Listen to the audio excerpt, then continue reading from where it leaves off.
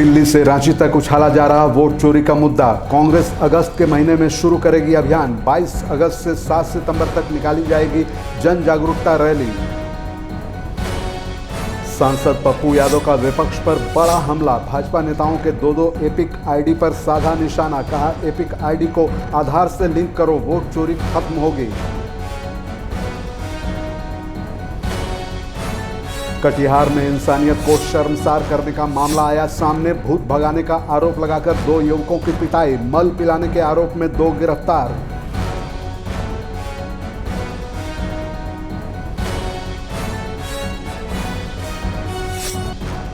बोकारो में पुलिस के जवान पर जानलेवा हमला। दुकानदार ने अपने दोस्तों के साथ दिया घटना को अंजाम। गंभीर रूप से घायल जवान का चल रहा इलाज।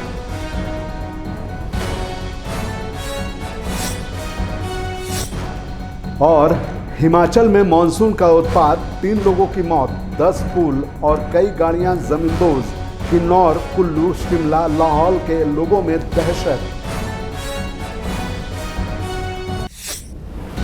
नमस्कार, आप देख रहे हैं आइडियल एक्सप्रेस। मैं हूं हिमांशु शेखर। बुलेटिन की शुरुआत में बात कर लेते हैं केंद्रीय मंत्री नितिन गडकरी की।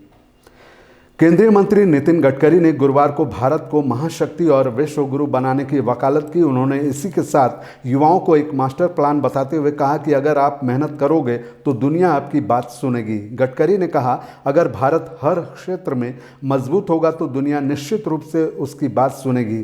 सड़क परिवहन और राजमार्ग मंत्री नागपुर में राष्ट्र निर्माण समिति द्वारा आयोजित अखंड भारत संकल्प दिवस के अवसर पर एक कार्यक्रम में उपस्थित लोगों को संबोधित कर रहे थे।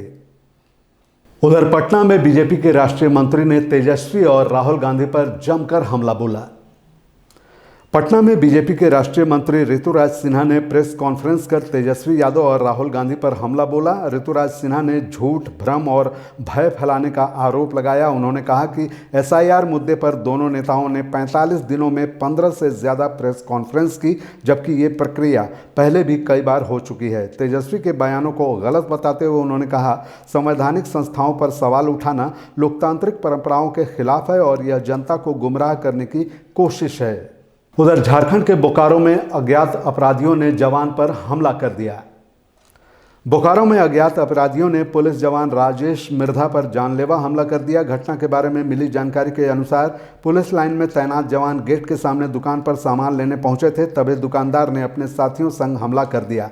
घटना की शिकायत की गई, जिसके बाद पुलिस ने घटनास्थल पर पहुंचकर जांच शुरू कर दी है। फिलहाल घायल जवान का इलाज जारी है और आरोपियों की गिरफ्तारी के लिए छापेमारी की जा रही है। खबरों के सफर में यहां रुकेंगे, एक छोटे से ब्रेक के लिए बने रहिए आइडियल एक्सप्रेस के साथ।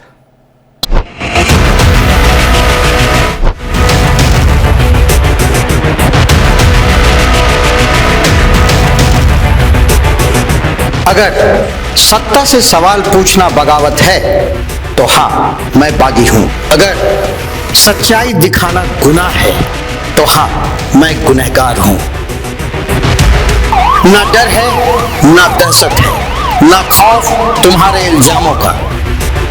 पूछेंगे सवाल, तलाशेंगे जवाब और डंके की चोट पर करेंगे सच और झूठ का पर्दाफाश। बरसों पहले जो सफर शुरू हुआ था, अब अंजाम तक पहुंचाने की बारी है।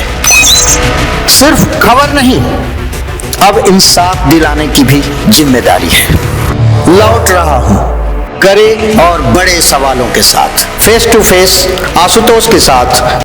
ब्रेक के बाद आपका फिर से स्वागत है। बढ़ते हैं अगली खबर की ओर। बात करते हैं कटिहार की, जहां इंसानियत को शर्मसार करने वाली खबर सामने आई है। जिले के कादर मंडल टोला वार्ड नंबर 4 में अंधविश्वास का आरोप लगाकर 2 युवकों की जमकर पिटाई की गई। इसके साथ ही दोनों युवकों को मल भी पिलाया गया। जानकारी के अनुसार ग्रामीणों ने दोनों युवकों पर पहले डायन और भूत भगाने वाला होने का आरोप लगाया और फिर खंभे से बांधकर दोनों की पिटाई की। इसकी सूचना पाकर बरारी थाना पुलिस मौके पर पहुंची और दोनों पीड़ितों को ग्रामीणों के चंगुल से छुड़वाया। साथ ही इस मामले में 2 आरोपी को गिरफ्तार किया गया। इस घटना का वीडियो भी सोशल मीडिया पर वायरल हो रहा है। हालांकि इसकी पुष्टि आइडियल एक्सप्रेस नहीं करता है। और इस मुद्दे पर ज़्यादा जानकारी के साथ हमारे साथ संवाददाता सुमन मौजूद हैं। जी सुमन, बताएं क्या है पूरा मामला। देखिए, कटिहार में एक जो वीडियो वायरल हुआ है जिसमें जो डायन भूत भगाने के नाम पर जो है 2 लोगों को बिजली के खंभे में बांध कर जो है मल पिलाया जा रहा है। तस्वीर वायरल हुई, उसके बाद इस मामले में पुलिस जो है जांच में जुट गई है। पूरा मामला है कटिहार जिले के बरारी थाना क्षेत्र का, जहाँ की मरघिया गांव है। वहां पे डायन भूत को लेकर जो स्थानीय ग्रामीण ने शक के आधार पे 2 व्यक्ति को बंधक बना लिया। उसके बाद मारपीट की, उसके बाद बिजली के खंभे में बांध कर जमकर पिटाई किया गया। उसके बाद भी उसका मन नहीं भरा स्थानीय लोगों का, तो उसके बाद मल पिलाया गया। इस संदर्भ में पुलिस ने क्या कुछ कार्रवाई की अब तक? देखिए, इस संदर्भ में बरारी थाना को वीडियो मिला है, जांच कर रहे हैं और स्थानीय घटना पर पहुंचे हुए हैं और दोनों युवकों को ग्रामीणों के चंगुल से छुड़ाया है। उसके बाद थाना लाया गया है। किन लोगों ने इस घटना को किया है, उसका वीडियो को साक्ष्य में देखते हुए इसको देखा जा रहा है जी। जल्द ही इस पर कार्रवाई होगी जी। चलिए, हमसे तमाम जानकारी शेयर करने के लिए बहुत बहुत शुक्रिया। तो ये थे हमारे संवाददाता सुमन कटिहार से, जो कि बता रहे थे कि इस पूरे इंसानियत को शर्मसार करने वाले मामले पर पुलिस की कार्रवाई बदस्तूर जारी है। बढ़ते हैं अगले खबर की ओर। बात करते हैं बोकारो की, जहां की जनता का गुस्सा जमकर फूट पड़ा है।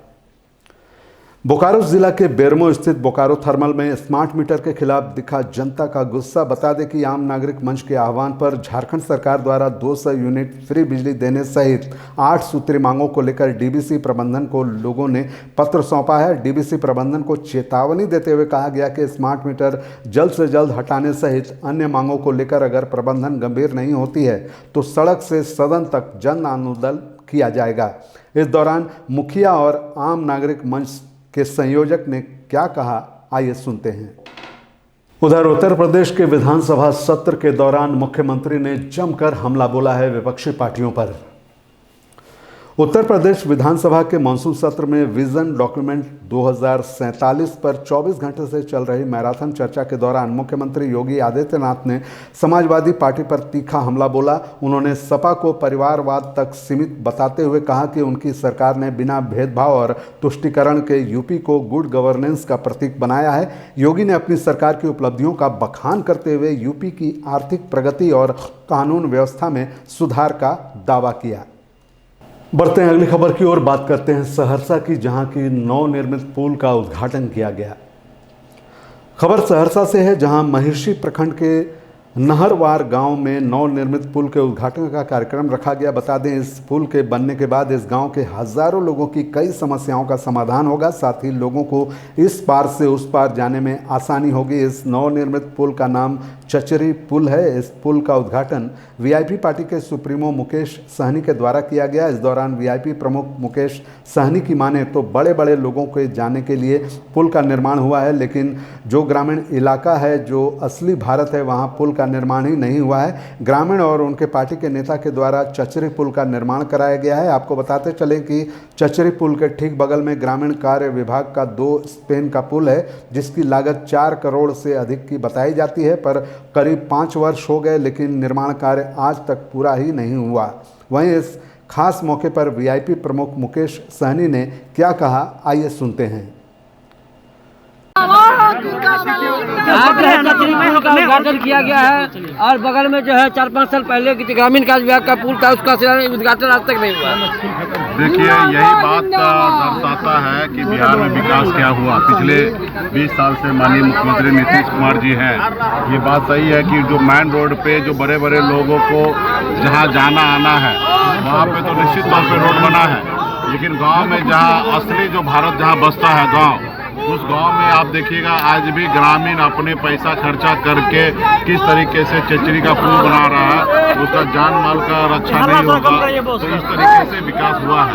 तो आज हमारे पार्टी के नेतागण ग्रामीण मिलकर यहाँ पे चचरी पुल बनाए ताकि लोगों को आने जाने में सुविधा हो।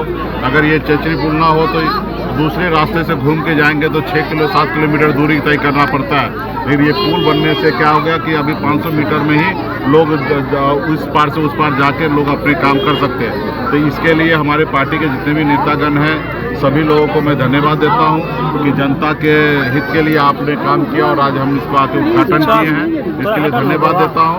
और ये जो काम रुका हुआ है वो आने वाला समय में हम जानकारी पूरा प्राप्त करके कि क्यों रुका है। हमको जो जानकारी मिला है कि मुआवजा सही से अगर जहाँ स्थानीय लोगों को नहीं मिला है, जिसके कारण कई सालों से ये काम बंद पड़ा हुआ है। तो हम लोग अभी 2 महीने के बाद तो सरकार बदलने वाला है, महागठबंधन का सरकार बनने वाला है।